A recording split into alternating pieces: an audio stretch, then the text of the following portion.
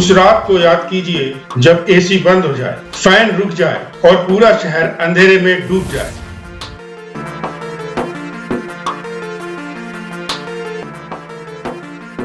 वो अंधेरा सिर्फ बिजली का नहीं, वो हमारे देश की सबसे बड़ी मुश्किल का होगा। इंडिया 1.4 बिलियन लोगों का देश, जिसे हर साल और ज्यादा बिजली चाहिए। लेकिन अगर इस रेस को जीतना चाहते हैं तो हमें एक ऐसे चैलेंज से लड़ना होगा जिसके बारे में मीडिया में ज्यादा बात नहीं होती। एक ऐसा चैलेंज जो न सिर्फ हमारे इकोनॉमी को हिला सकती है बल्कि आपके इलेक्ट्रिसिटी बिल को भी बढ़ा सकती है। तो क्या हमारे पास इसका कोई सलूशन है या हम सिर्फ एक बड़े झूठ को सच मान रहे हैं? For decades the answer was simple, कोयला। लेकिन अब हमारे हाथ में एक नया पावरफुल कार्ड है, green energy, solar, wind, hydro. इस वीडियो में हम मिलकर इस पजल को सुलझाएंगे। क्या ग्रीन एनर्जी हमारा ट्रम्प कार्ड बनेगा या एक ब्लफ होगा? चलिए देखते हैं।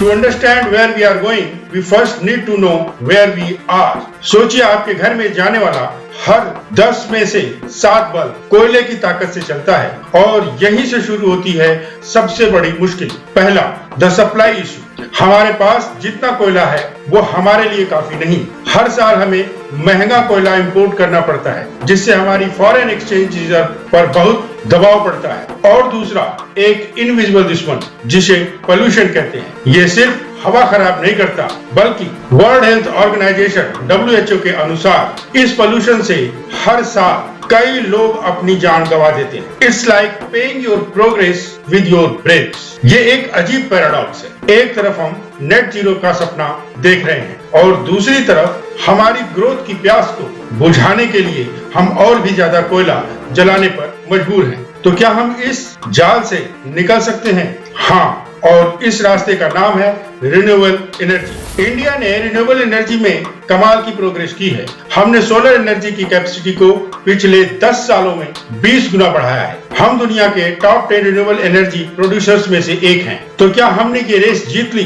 बिल्कुल नहीं, क्योंकि ये कहानी 2 अलग अलग स्पीड पर चल रही है। एक स्पीड है इंस्टॉलेशन की, हम सोलर पैनल्स और विंड टर्बाइन्स तेजी से लगा रहे हैं। पर दूसरी ओर जो ज्यादा इंपॉर्टेंट है वो स्पीड है इंटीग्रेशन की। क्या हमने नए एनर्जी सोर्सेज को अपने पुराने पावर ग्रिड में सक्सेसफुली जोड़ पा रहे हैं? यहीं पर आती है सबसे बड़ी तकलीफ।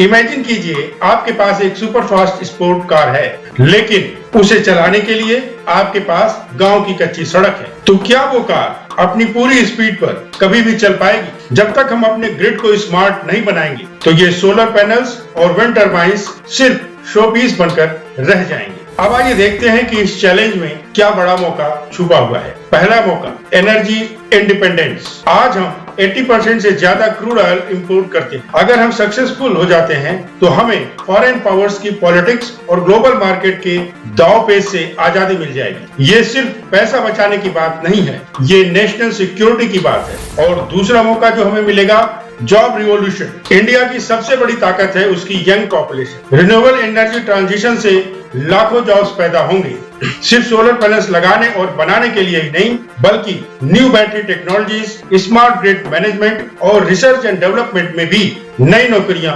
आएंगी। ये एक ऐसा सेक्टर है जिसमें इंडिया का यूथ नया करियर ढूंढ सकता है। इसके साथ साथ हमें तीसरा मौका भी मिल सकता है जिसे हम ग्लोबल लीडरशिप बोल सकते हैं। हम जल्दी ही दुनिया के सबसे बड़े इकोनॉमीज में से एक बनने वाले हैं। अगर हम इस ट्रांजिशन को सक्सेसफुली मैनेज कर पाते हैं तो हम दुनिया को दिखा सकते हैं कि एक डेवलपिंग इकोनॉमी भी क्लाइमेट चेंज से लड़ सकती है। इससे हमें इंटरनेशनल पॉलिटिक्स में एक पावरफुल पोजीशन मिलेगी और हम क्लाइमेट कैपिटल को इंडिया की तरफ अट्रैक्ट कर सकते। तो इस जर्नी का निचोड़ क्या है? ये कोई गैम्बल नहीं बल्कि एक फैसला है, एक ऐसा फैसला जो हम सबको मिलकर लेना होगा। अगर हम सिर्फ बड़े गोल्स पर फोकस करेंगे और जमीन पर मौजूद मुश्किलों को इग्नोर करेंगे तो ये एक बहुत बड़ा चैलेंज बन जाएगा। लेकिन अगर हम सही इन्वेस्टमेंट, सही पॉलिसीज और सही सोच के साथ आगे बढ़ेंगे तो ये हमारे लिए अब तक की सबसे बड़ी अपॉर्चुनिटी बन सकती है। हमारी आने वाली पीढ़ी